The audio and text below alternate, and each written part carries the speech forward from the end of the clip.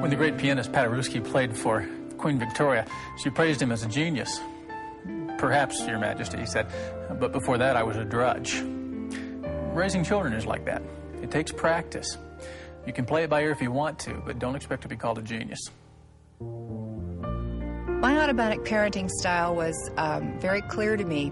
I grew up with a grandmother that was my role model, and the way she modeled for me was to always have good food around, cookies, cakes, all the love things that would feed my body, that would tell me she loved me. Plus, she was there. In that respect, I was there for probably the first third of my children's adolescent years or young years, and then I was working. But I thought that if I provided good meals and, you know, a good structured home, clean house, and all of the shoulds, that would be a great parenting style.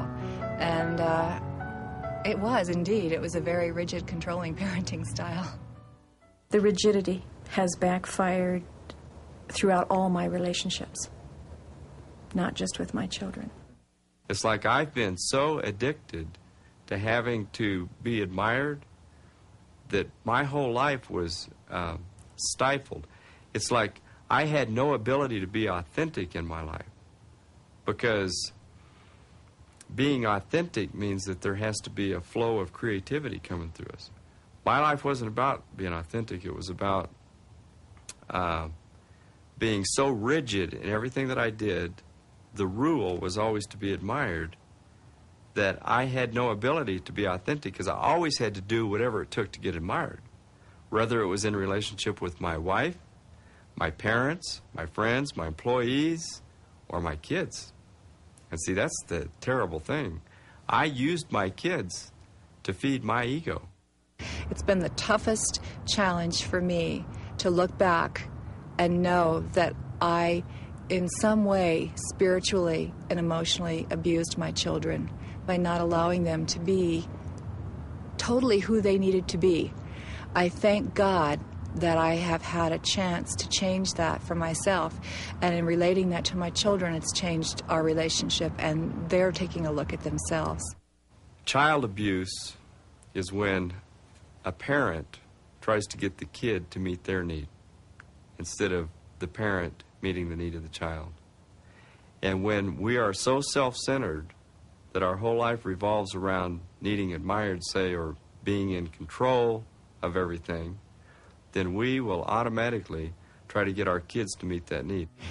Parenting today is a challenge, and for me, I've had to learn to get my own life in order, and before I could effectively, parent well. I only wish I'd known those things when I was struggling to find the right way. Kevin, you have used the term reflective and non-reflective parenting. What do you mean by those terms?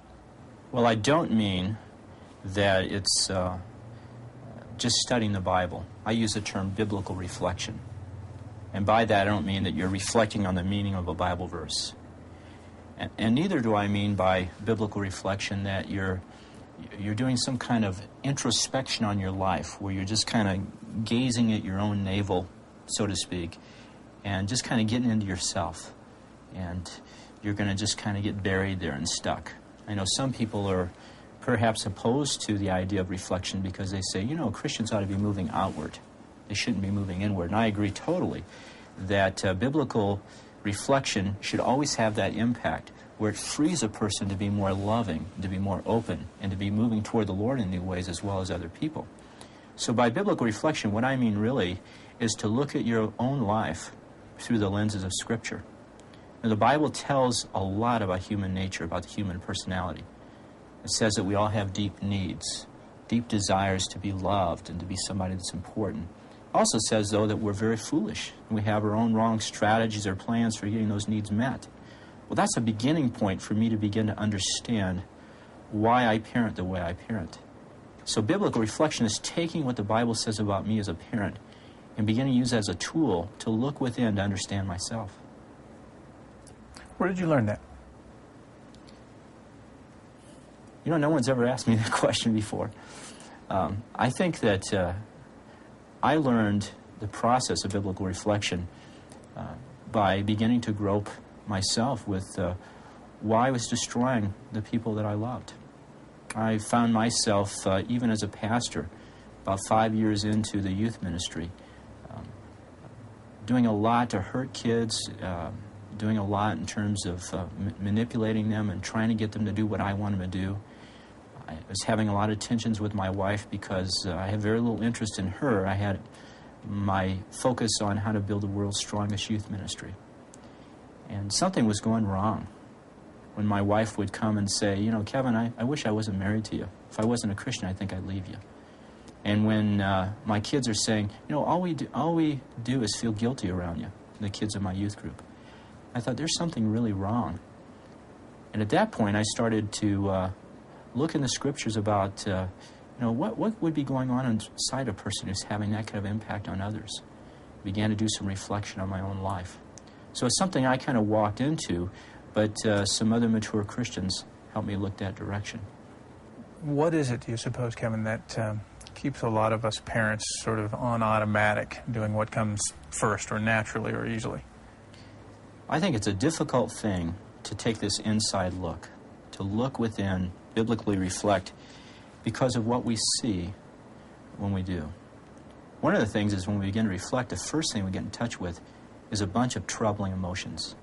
Before, I was so ashamed of myself and so guilty and so afraid that I don't think I could have kept going much longer. Who wants to admit that they're feeling those things, and who wants to admit that they might even be feeling those things toward the members of their own family, toward their own kids? If it's cost me anything, it's cost me the belief that I had any honesty in me. It's cost me I've had to lose the illusion that I was capable of relating properly with anyone under the conditions that I was living. Now, second of all, though, not only do you find troubling emotions, you start to get in touch with some very troubling memories. Very often experiences you have with your own kids begin to put you in touch with experiences you had growing up. Whenever you stop to reflect and say, I wonder why I'm responding so angrily about my daughter's dating. I wonder what's going on there. Very often as we begin to reflect, it puts us back in touch with our own dating experiences that we had growing up that were very painful. But I think the most troubling thing of all is not our emotions, our memories, but it's our motives. Once we begin to reflect, we begin to get in touch with the fact that an awful lot of what we do is kind of self-oriented. It's selfish, self-centered. I know my wife is very good at asking me questions that are designed to get me to reflect. I love it when she does that, but I hate it. And the other day she was, this was several months ago, she said, you know, Kevin, I wonder why you've kind of let the family Bible studies drop. By the way, do you want potatoes or rice for supper? She's so good at just asking those questions and leaving them there and letting them haunt me. And my first response, my automatic response, was to say, well, if you'd get supper done on time, maybe I'd have time to bring the Bible out. But, you know, there just wasn't a ring of truth to that. I knew that wasn't true. So I began to reflect, and I realized that it wasn't just an accident. It was a purposeful decision on my part to let those Bible studies drop. But I hadn't realized I'd made that decision until I began to reflect. As I thought back to the spring, this was in the fall, as I thought back to the spring when I was leading the Bible studies, I remembered that they were a very painful experience for me. See, when I teach the Bible, especially in seminars or classes, I'm kind of used to people, you know, leaning forward, sitting up in their seats, taking notes. But when I teach the Bible at home, I'm not taking that seriously. You know, people are sliding out of their seats, passing notes. You know, I remember the last time I had taught the Bible at home, it was in the spring. My daughter, as I opened the Bible, kind of rolled her head back and entered some kind of state of suspended animation. My middle daughter, Jessica, began to suck on her hair. She just kind of pulling. That's kind of distracting to try to teach somebody doing that. My youngest daughter staged some kind of retrieval project, going under the table, picking up everything that was dropped on the floor during dinner. And I thought to myself, well, at least I know my wife is listening to me. So I glance over at her, and she's going, shh, and trying to get all the kids to listen because she knows maybe I won't lead the Bible study again if I'm not being taken seriously. See, I have a need to be taken seriously by my world. And because I wasn't being taken seriously when I led the Bible study, it hurt. And in order to avoid that pain, I had dropped the Bible studies.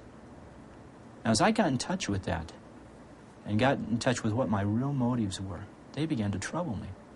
I thought to myself, what kind of man am I that I would drop something that my family really needs just so I wouldn't feel uncomfortable? As I reflect, I get in touch with what kind of man I really am and how much I still need the Lord to be working in my heart. That's what biblical reflection does. And it's a painful experience, but it's an experience that's absolutely necessary if I'm going to grow as a man in my ability to love my family. Turning my will and my life over to God is the most frightening thing, because I don't know what God will do, and my ego has ideas about what life should be about the next, hopefully, several years. You've used a very strong word in your book to describe the way that parents sometimes regard their children. It's the word contempt. I read that and I thought, yep, I see that, but I want to know if I saw the same thing you did. What were you getting at there? Well, I mentioned that when you begin to reflect, you get in touch with some troubling emotions.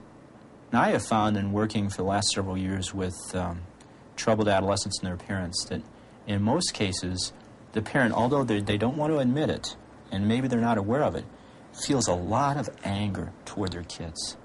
An awful lot of anger over just a number of things. And I think it's a very common thing for parents of adolescents to experience a lot of anger, and it's so strong, I would even call it contempt.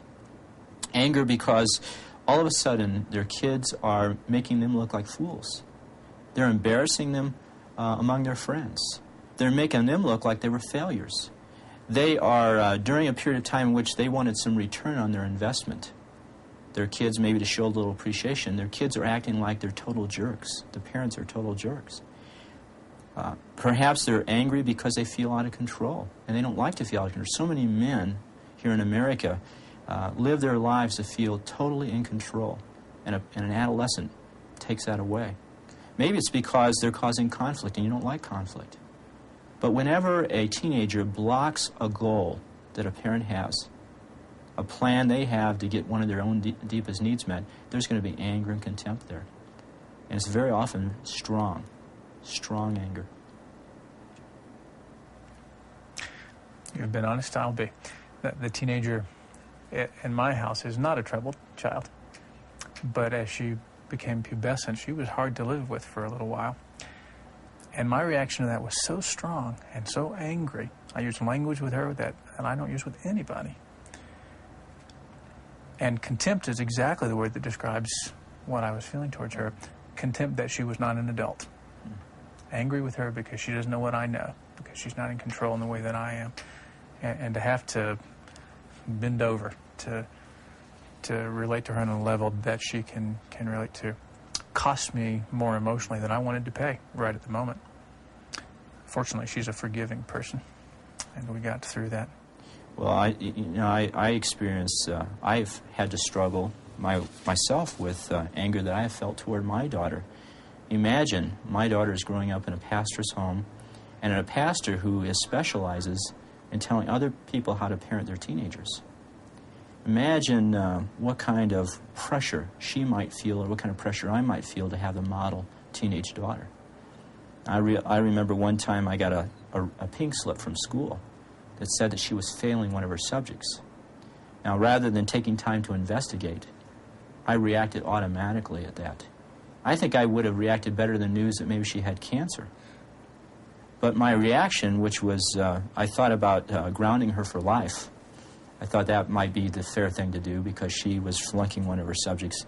My reaction was so strong, I realized there was something going on inside of me. I realized how much I depended upon having a model family in order to be taken seriously by other people. How much of my motives in dealing with her was related to that. And whenever she blocked that, maybe made me not look so good, there was a feeling of contempt there. By the way, as I found out, the reason why she was failing that subject is because she had been sick for a week or so. I'd forgotten, didn't get some assignments in. and I hadn't made that work up yet.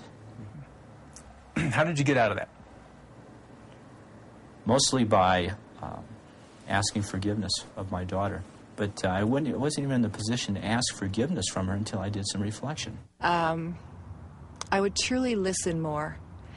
I would allow them to be angry at me more and not have to say they're sorry. I would leave them more space to argue with themselves rather than trying to fix their relationships. Anytime I'm upset, there is a selfish motive in my parenting, and that's what hurts my relationship with my kids.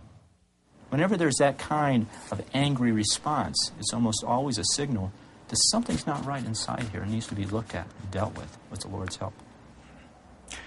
Okay, and so and we're stepping on some toes right now. And I'm a parent watching all this, and I'm starting to feel a little uncomfortable with this. You're starting to challenge my authority as a parent. You're starting to say, maybe my kid could be right, and being the father isn't enough. Talk to me. I certainly do not want to challenge anyone's authority as parents, but what I want to perhaps challenge is arrogance. And the position is that because I'm the parent, what I do must be right. Because I'm the parent, I'm at the point in life now where I don't have to look at my life and grow. Now, a kid ought to be growing. I should be able to operate in automatic. We've been a family that, in looking back, was very loving and caring, but yet, on the other hand, also very, my husband and I parented by control, very authoritarian in a way, loving but authoritarian. And that's not the way it goes. I think, again, God is so interested in the maturity and growth of the parent. And what better way to grow than to learn how to love an obnoxious, out-of-control teenager that lives in their own home? What better way? The biggest challenge as a parent of an adolescent, letting them be who they are, I think. Accepting them for truly who they are. And even if I didn't like that, letting it be okay, and letting them have their own feelings and opinions, letting them make some of their own decisions, even though I knew they were going to get hurt in those decisions. That is so hard for a parent. When you've gone through the hurts already yourself and you know so much better, but accepting that they have to learn their own way, that's hard.